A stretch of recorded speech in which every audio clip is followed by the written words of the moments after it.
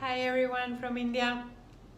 Thank you so much for being here. Thank you so much for your questions and comments and feedback. I'm very happy that we are starting a relationship conversation. And actually, it's so miraculous how things happen. I got an invitation to teach in the north part of Spain through these videos, and I'm super happy. I never expected anything like this, but this is what happens when you practice yoga. Things come to you that you would have never anticipated. Connections come, people come, so many blessings and so many gifts, and you cannot imagine.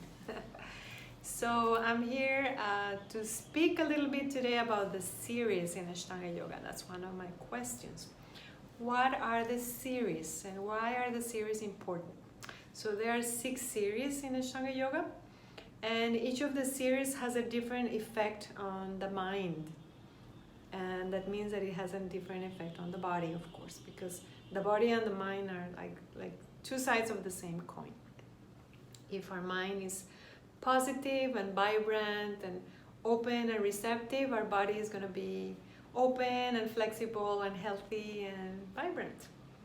If our mind is depressed and angry and judgmental and negative, our body probably is going to be either shut down or rigid or eventually even ill.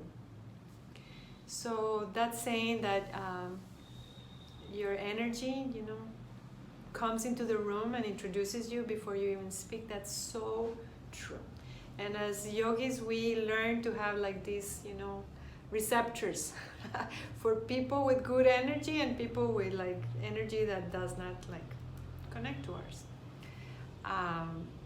We were in this beautiful celebration last year, and it was very strange because most of us, 99% of us, we were in this mood. We were doing a kirtan and singing, and we were really connected. And my friend, she was guiding this kirtan. She's such a beautiful, lovely human being, and she has this beautiful, powerful voice. And we were all singing and everything. And then all of a sudden, this person comes into the meeting, and he's completely grumpy and dark, and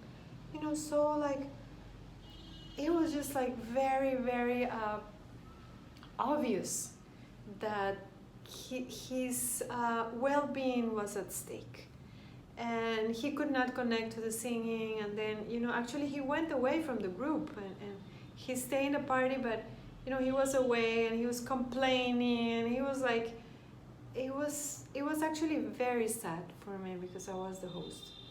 So that happens to us, and it happens to us no matter how much yoga we practice, because we always have to interact with people, and some people are, they bring their stuff into our space, and we have to deal with people that are not aware, and with traffic, and with cheating and with scams, and so many things are happening in the world, wars and crises, and yoga is going to in a way help us interact with those situations that apparently are negative, and in a way the yoga is going to create an alchemy inside of us so we can perceive the world from a different point of view. So that when you hang too much with a negative person, you end up being very negative. So what happens is that as yogis, we are not judging anyone, but at the same time we really want to be selective of who we spend our time with, and also how we spend our time with. This morning, for example, my husband was telling me that he usually goes in the morning to a coffee place, and he starts working there, and there's this friend that always comes to him and starts bragging. And he was having the compassion to listen to the friend about bragging, and he's speaking all this nonsense, and today he said, I realize, I lose a lot of time with this person, and I really want to be focused in my work. So I'm gonna stop, interacting with him. So somewhere or another, we're gonna have to be able to put those limits. And what happens with yoga? Yoga is going to empower us to choose wisely, to become more picky. Not judgmental is different. It's not that we say, I'm superior because I do yoga. None of that. We are all the same. We're all going through our transformation, and we have no right to judge anyone. But we decide who we want to spend time with or our life with. And sometimes we decide we don't want to be with someone anymore because that person is actually like an energy vampire, even if they're very close to us. So that's the power of your practice. Your practice is going to start telling you how to live your life. And that's why practice is an instrument for life. To live a life with more skill, to live a life with more happiness, true happiness. Not the happiness that comes from consuming stuff or buying things. No, it's the happiness of knowing you can create your life. As a painter creates a painting with the most beautiful colors, you can choose your colors. Yeah, sometimes, we choose dark because there's something very heavy happening in our lives. But we know that after the darkness comes the sun. After the storm comes the sunshine. So yoga is the promise that the suffering we're going through is going to pass at some point. And also the promise that after this experience, we are going to learn something. And I think that's why yoga has been so precious for me, especially in the last year, because through my yoga practice, I have been able to create that alchemy that does not come from me, but from the yoga itself, that transform any negative experience, any negative encounter, any negative relationship into a precious gem of learning. How do we start doing this? In my lineage, in Ashtanga Yoga, we start with the Surya Namaskar.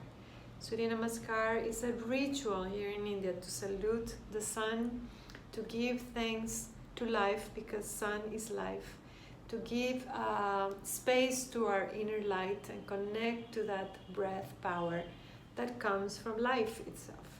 And just by doing our Surya Namaskar, the quality of our thoughts is going to be already transformed. And if we start the Surya Namaskar, and eventually we start doing our standing, and eventually we start with our primary series, which is the healing series in Ashtanga Yoga, everything in our life is going to be transformed because our mind is going to be transformed.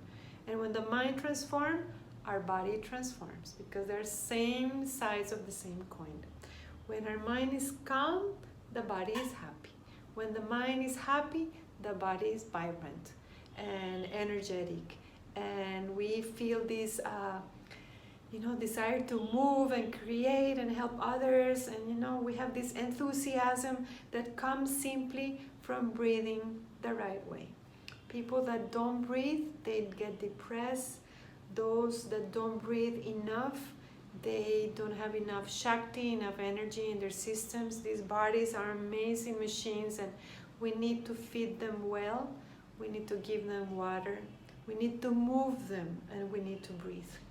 And our bodies are the instrument so we can live our life from a space of gratitude.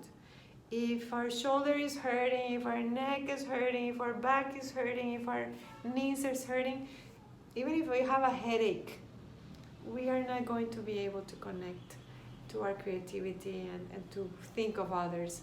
We need to be vibrant in ourselves first so we can share something of value. So Ashtanga starts with primary series, Yoga Chikitsa, Yoga Therapy. Once you finish your primary series, your life will be completely transformed. How long will it take for you to finish your primary series? Years. Maybe some of you that are flexible and very young and you have like other disciplines of like gymnastics or athletics before coming to Ashtanga, maybe you'll finish earlier. But that doesn't mean that the medicine has healed your mind. Because even if we're flexible and we come to practice and we can do the postures, maybe the mind is going very fast. Yoga is going to calm us. It's going to give us that basic foundation of inner peace with ourselves first. And once that happens, then we start seeing life differently.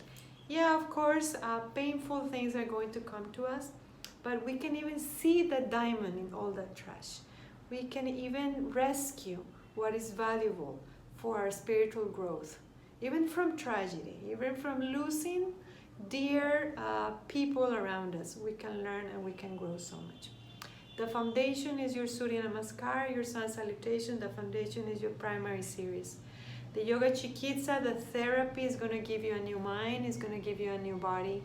It's going to completely realign your energy centers. It's going to set your priorities in life. And hopefully yoga will become your priority.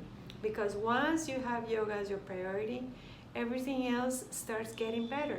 You have better relationships. You end relationships that are not conducive for you. You create from a different space inside. You let go of a lot of shoulds. Those I should do this, I should do that, I should... No, you should not do anything that makes you unhappy. You should not repeat the story of your family just because someone said you were meant to become a lawyer, like in my case. I wanted to be a musician, and now I can do music with my body, and that has been one of my most precious treasures that I found in this lifetime. So primary series is going to reset our systems. It's going to renew everything we are. It's going to regenerate, rehabilitate. It's going to show us the beauty of these physical bodies, and at the same time we can access deeper layers in ourselves. And of course, with the support of a teacher. Don't learn asana from a video, please. Try to go to a physical teacher. At least they can introduce you to the method. Me and my colleagues were teaching throughout the world, even though you may meet us for a weekend, but I promise you, in my case, I will introduce you to the basic, and you will come out of that experience with something to explore. And then of course you can listen to videos regarding the practice. You can see a lot, read a lot, but the experience itself, you need to have it with a physical teacher, with someone that can actually relate to you, and we can exchange energy. And there's so many teachers right now. So the list in my school is about to come out. We're all looking forward to that. Hopefully this January 2020 it will be out, and you will see who is in your city and who is coming to your city maybe to travel. I'm really happy to be able to do these videos and help you in any way that I can. I'm here to serve you. Thank you so much. Namaste.